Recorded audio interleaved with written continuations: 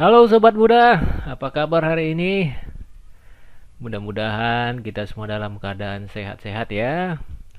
Dan masih dalam keadaan untuk melawan virus corona. Jadi kita semua Sobat Muda diharapkan untuk bisa tetap jaga kesehatan, rajin mencuci tangan, memakai masker kalau keluar rumah, dan stay at home. Dan jangan lupa untuk physical distancing, menjaga jarak, dan tidak saling bersentuhan.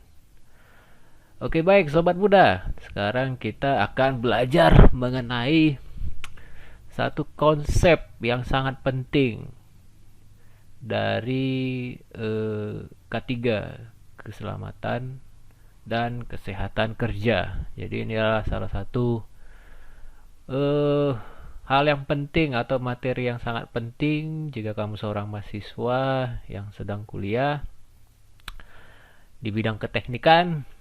Ini sangat penting buat kalian nanti untuk bisa menerapkan bagaimana cara bekerja dengan selamat dan apa itu keselamatan kerja. Oke, yang pertama yang saya akan bahas adalah mengenai Undang-Undang Republik Indonesia Nomor 1 Tahun 1970 tentang keselamatan kerja.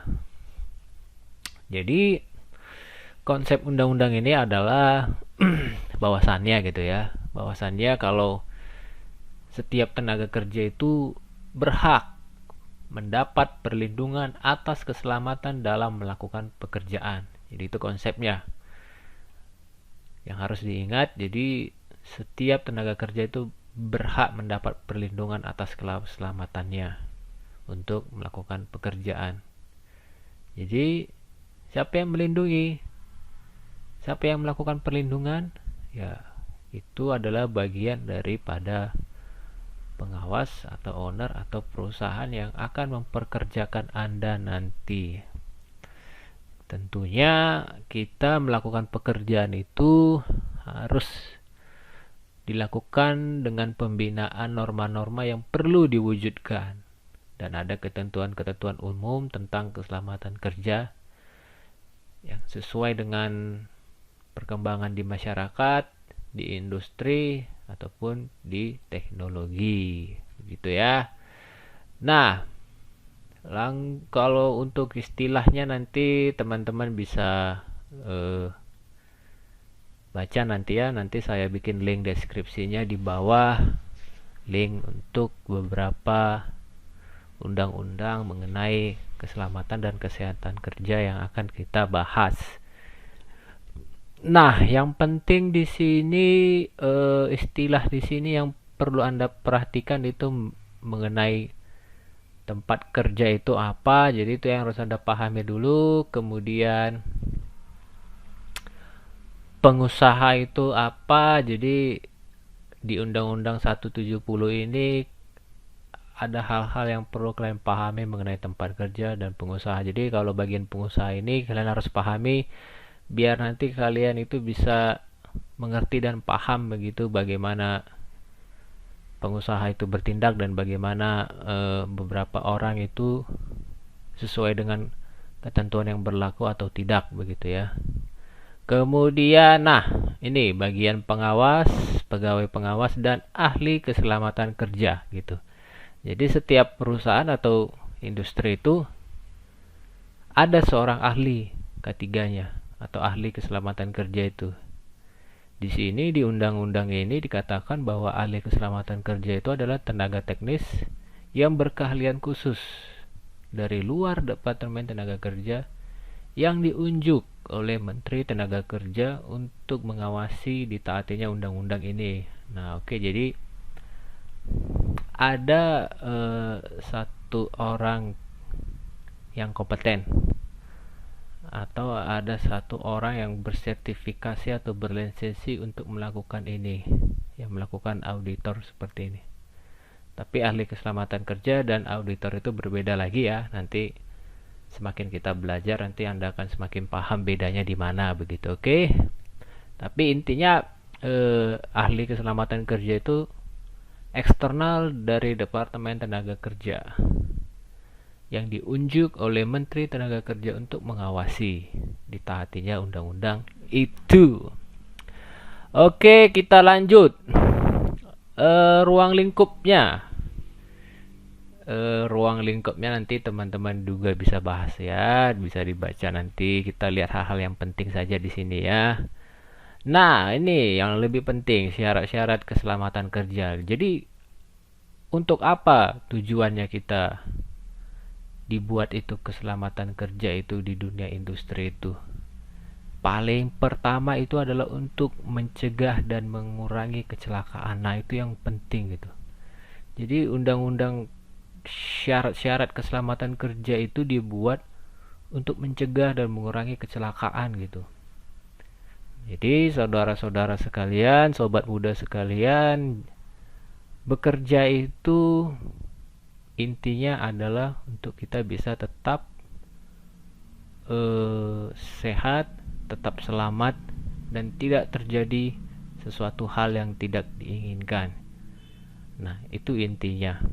Kemudian untuk mencapai itu kita perlu sebuah syarat dari keselamatan kerja. Jadi hal yang pertama itu adalah untuk mencegah supaya teman-teman tidak terjadi kecelakaan. Kemudian poin yang kedua adalah mencegah dan mengurangi atau memadamkan kebakaran. Nah, ini yang penting. Dunia industri itu syarat dengan beberapa eksiden yang mudah-mudahan tidak terjadi eksiden, tapi ya mungkin dunia kerja atau tempat kerja industri itu memang namanya juga dunia industri begitu kan, banyak alat-alat, banyak peralatan yang sangat-sangat sensitif dan sangat-sangat berbahaya. Jadi di sekitar dunia industri itu yang mungkin membahayakan kita itu pasti ada gitu. Jadi K3 itu hadir untuk poin yang nomor 2 ini, mencegah dan mengurangi kebakaran. Kemudian untuk mencegah dan mengurangi bahaya peledakan. Nah, ini dia.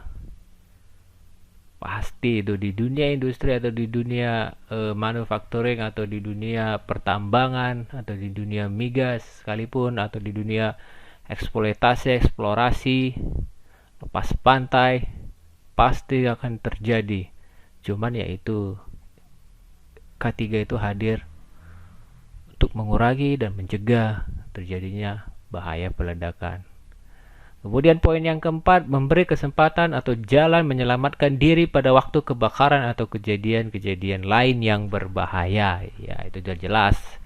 K3 juga akan memberi teknik-teknik atau training-training kepada Anda, bagaimana cara menyelamatkan diri, bagaimana sikap kita pada kejadian-kejadian yang berbahaya, itu pasti akan diberikan kepada Anda. Bagaimana cara memberikan pertolongan pertama, bagaimana cara proses pemadaman air, bagaimana bertingkah safety, bagaimana membuat kondisi yang safety, itu pasti akan diberikan kepada Anda.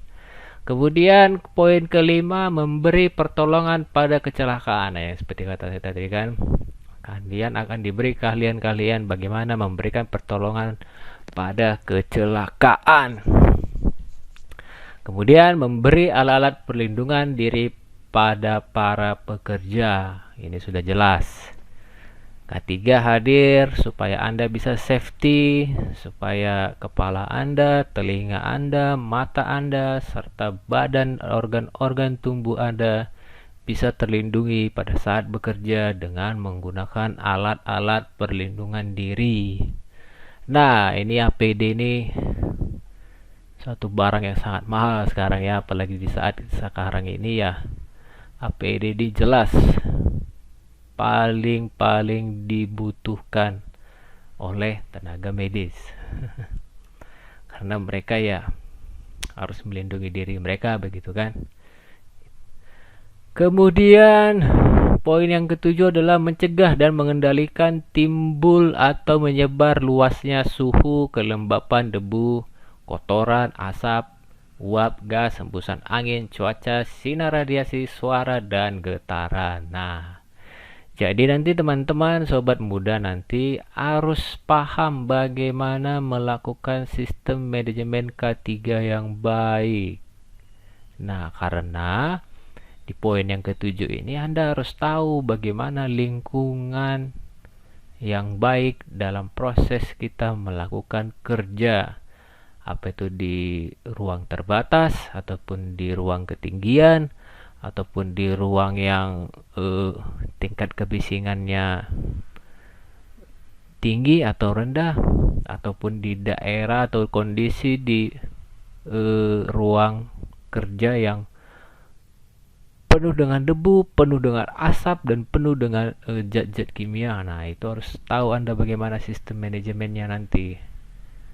Jadi, kedepannya kita harus pelajari ini dan kita akan memberikannya kepada Anda. Kemudian, poin yang ke-8, mencegah dan mengendalikan timbulnya penyakit akibat kerja baik fisik maupun psikis, peracunan, infeksi, dan penularan. Nah, jelas. Kalau ini adalah mengenai kesehatan. Nanti juga kita akan belajar bagaimana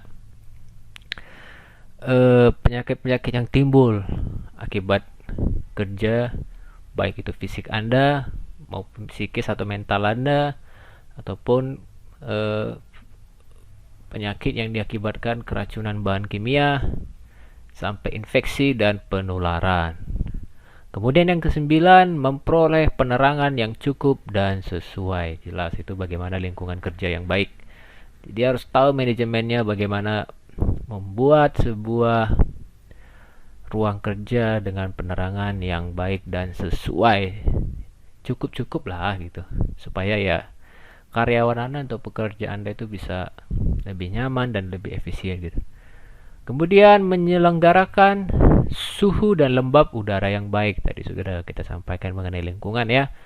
Kemudian menyelenggarakan penyegaran udara yang cukup. Oke, tadi sudah saya sampaikan. Memelihara kebersihan, kesehatan, dan ketertiban. Nah, ini dia. Ini mengenai 5R atau 5S. Ya, nanti 5S ada sistem 5S. Itu ada kita nanti pelajari. Nanti saya akan berbagi apa itu sistem 5S. Kemudian memperoleh keserasian antara tenaga kerja, alat kerja, lingkungan, cara, dan proses kerjanya. Nah, ini berhubungan dengan namanya unsafe condition dan unsafe action. Jadi, Anda harus bertindak safety, bertindak aman, dan lingkungan atau tempat kerja Anda harus aman. Nanti kita pelajari juga.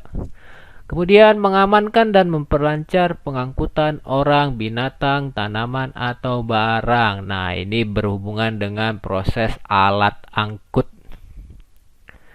Mengamankan dan memelihara segala jenis bangunan. Oke, pemeliharaan, mengamankan dan memperlancar pekerjaan bongkar muat, perlakuan, dan penyimpanan barang. Oke. Mencegah terkena aluran listrik yang berbahaya. Menyesuaikan dan menyempurnakan pengamanan pada pekerjaan yang bahaya kecelakaannya menjadi bertambah tinggi. Dengan peraturan perundang dapat dirubah perincian seperti tersebut sesuai dengan perkembangan ilmu pengetahuan, teknik dan teknologi serta pendapat-pendapat baru di kemudian hari. Jadi syarat ini ke depannya bisa direvisi, bisa terjadi perubahan.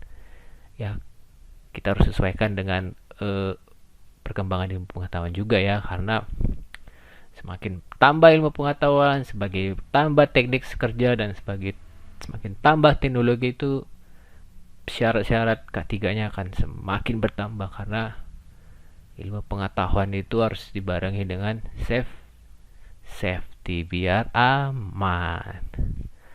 Oke, lanjut. Pengawasan. Nah, jadi pengawasan ini erat kaitannya dengan wewenang daripada direktur. Jadi bab 4 ini menjelaskan bagaimana direktur itu harus bertindak, kan, kemudian bagaimana direktur itu harus melakukan apa wewenangnya, dan apa kewajibannya, dan bagaimana proses-proses K3 yang harus dilakukan direktur itu sendiri. Karena ya yang melakukan pengawasan itu yang berhak adalah direktur. Oke.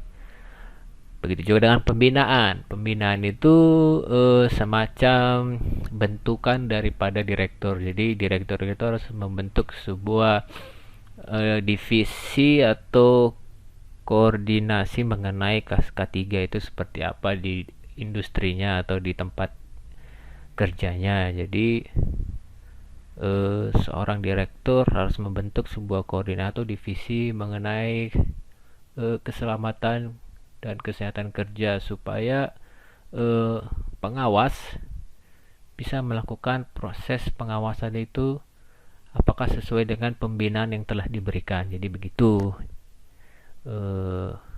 gambarannya seperti itu ya untuk pembina. Jadi nanti teman-teman bisa baca pembinaan itu 1, 2, 3, 4. Nah itu dia panitia. Jadi pembinaan itu kaitannya dengan panitia pembinaan keselamatan dan kesehatan kerja yang seperti saya bilang tadi ya. Jadi pengawas selaku direktur industri membentuk sebuah panitia pembinaan keselamatan dan kesehatan kerjanya. Lanjut. Nah, ini hal yang paling perlu Anda pahami dan baca adalah mengenai bab 7 mengenai kecelakaan pasal 11 Undang-Undang Nomor 1 Tahun 70. Oke. Yang pertama, kecelakaan. Poin yang pertama itu pengurus diwajibkan melaporkan tiap kecelakaan yang terjadi dalam tempat kerja yang dipimpinnya pada pejabat yang diunjuk oleh Menteri Tenaga Kerja. Nah, itu dia. Setiap kejadian kecelakaan kerja itu harus diwajibkan katanya harus melakukan atau melaporkan setiap kejadian kecelakaan. Kemudian nomor 2, tata cara pelaporan dan pemeriksaan kecelakaan oleh pegawai termasuk dalam ayat 1 diatur oleh undang-undang. Jadi sistem pelaporannya ada gitu, jangan seperti terjadi kecelakaan, Pak, lapor. Bukan. Ada berkas-berkas yang harus disiapkan. Dan satu hal, sebagai seorang K3, Anda harus tahu bagaimana cara mengidentifikasi sebuah kecelakaan. Namanya investigation accident. Jadi Anda harus tahu bagaimana. Nanti kita pelajari juga ya. Nah, hak Anda sebagai tenaga kerja. Di dalam bab 8 pasal 12 Undang-Undang 170 dengan peraturan undang-undang ini diatur kewajiban dan hak tenaga kerja. Nah, jadi bukan hanya kewajiban Anda yang diatur, hak Anda juga diatur. Tapi sebelum memenuhi hak, Anda harus tahu apa kewajiban Anda sebagai seorang tenaga kerja di sebuah industri ataupun di tempat kerja Anda. Yang pertama, Anda memberikan keterangan yang benar bila dimana oleh pegawai pengawas dan atau keselamatan kerja. Nah, Anda harus jujur. Kalau tidak jujur, kewajiban Anda sebagai tenaga kerja belum terpenuhi. Jadi sebagai seorang tenaga kerja harus memberikan keterangan yang benar dan kejujuran. Harus jujur ya. Jadi kalau Anda kerja tidak jujur, itu poin yang sangat minus atau negatif. Kemudian yang kedua, memakai alat perlindungan diri yang diwajibkan. Nah, kalau Anda memasuki dunia kerja, memasuki tempat kerja, dan memasuki wilayah kerja Anda wajib memakai alat perlindungan diri. Ini kewajiban Anda. Kemudian memenuhi dan mentaati semua syarat-syarat keselamatan dan kesehatan kerja yang diwajibkan. Jadi nanti Anda masuk ke tempat kerja, nanti ada beberapa administratif mengenai K3 di ruang kerja Anda atau di lab kerja atau di workshop Anda, pasti ada beberapa administratif mengenai syarat-syarat K3 dan Anda diwajibkan untuk memenuhinya. Jika tidak terpenuhi, ya maaf jika hak Anda belum terpenuhi. Jadi gitu, kewajiban dan hak itu harus seimbang ya. Oke. Kemudian meminta pada pengurus agar dilaksanakan semua syarat-syarat keselamatan dan kesehatan kerja yang diwajibkan. Nah, nanti ini berhubungan dengan pengurus atau divisi atau koordinasi di perusahaan Anda begitu ya, mengenai bagaimana pengurus itu memberikan syarat-syarat dan semua syarat-syarat itu harus diberikan kepada tenaga kerja.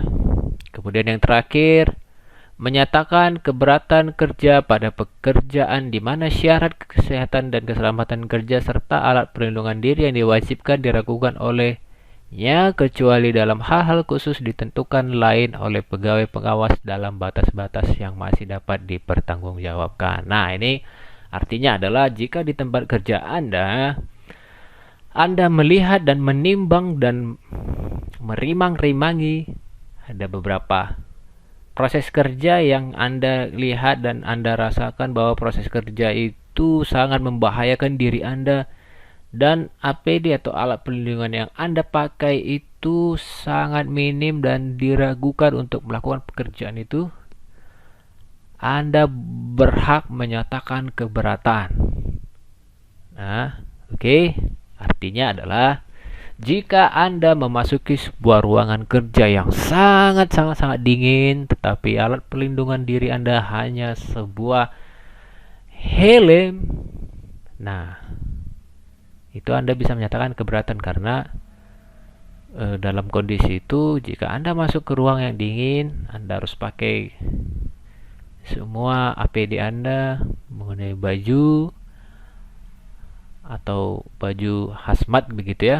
Harus Anda pakai itu dan atau baju yang bisa menyesuaikan tubuh Anda ke dalam atau pakai tabung oksigen apa segala macam yang karena Anda memasuki ruangan yang sangat dingin gitu kan.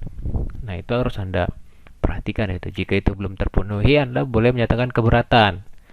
Terkecuali di sini ada kecuali dalam hal-hal khusus ditentukan oleh pegawai pengawas. Nah, dalam artian terkecuali jika contohnya begini, tadi ada kami katakan sebuah keberatan begitu untuk masuk ke dalam ruangan yang sangat dingin itu, tapi pengawas mengatakan dan dia menunjukkan berkas-berkas bahwasannya ruangan itu jika dalam waktu 1-2 menit itu masih normal Anda di dalamnya, tapi jika 2 menit lebih dari 2 menit Anda di dalam, nah itu akan membahayakan Anda begitu kan. Ada beberapa berkas, ada beberapa dokumen yang menyatakan itu. Nah, jadi Anda diwajibkan harus 2 menit di dalam. Jadi kalau lebih dari 2 menit Anda di dalam, nah itu membahayakan diri Anda. Tapi dengan proses seperti itu, dengan kasus seperti itu ya masih bisa dipertanggungjawabkan gitu kan. Tapi kalau Anda lebih, yaitu membahayakan diri Anda. Nah, itu maksudnya ada syarat-syarat dan ketentuan yang dilakukan oleh pegawai pengawas begitu ya. Oke. Yang ke-9, kewajiban bila memasuki tempat kerja. Nah, ini hal yang penting ini. Satu hal yang penting. Barang siapa yang akan memasuki suatu tempat kerja diwajibkan mentaati semua petunjuk keselamatan kerja dan memakai alat-alat perlindungan diri yang diwajibkan. Nah, ini penting sekali nih. Nah, sangat penting ini. Jadi Kalau kita memasuki sebuah industri atau kita sebagai seorang tamu untuk masuk ke dalam industri, jadi nanti sebelum kita masuk ke dalam industri, kita akan di briefing. Jadi di dalam perusahaan atau industri atau di dalam workshop atau perusahaan yang sudah besar dengan produksi yang besar, pasti itu pertama sekali Anda harus di briefing. Nah, ada nanti dimasuk dalam ruang briefing, nanti ada ruang briefing itu, jadi nanti ditunjukkan beberapa video-video briefing bagaimana perusahaan ini, latar belakang perusahaan ini, dan apa yang harus Anda lakukan dan apa yang harus Anda pakai jika memasuki ruangan kerja atau tempat kerja tersebut atau perusahaan itu. Jadi pertama Anda harus di briefing dan Anda diwajibkan, barang siapa yang masuk tempat kerja diwajibkan mentaati sana. Jadi Anda harus mentaati. Kalau Anda sebagai seorang tamu masuk ke dunia industri, masuk ke dalam industri atau perusahaan tersebut atau pabrik tersebut, Anda harus taati K3-nya di dalam. Anda harus memakai APD di dalam. Karena kalau tidak, Anda diusir. Jadi itu dia ya. Sebelum Anda masuk, Anda pasti akan di briefing dan diberikan APD. Kemudian kewajiban pengurus. Oke, nanti bisa dibahas. Ketentuan-ketentuan penutup. Oke, selesai dia. Itu dia hal-hal yang perlu kita perhatikan mengenai Undang-Undang 1 tahun 70 tentang keselamatan kerja. Jadi undang-undang ini, ya namanya juga undang-undang begitu ya, pasti akan ada perubahan dan pasti ada revisi. Tapi sejauh ini undang-undang tahun 170 ini masih relevan dan masih dipakai di dunia industri yang ada di Indonesia. Oke, sekian dulu mengenai K3 kita. Jadi ke depan kita akan membahas lagi beberapa undang-undang yang lainnya supaya Anda bisa lebih paham mengenai K3.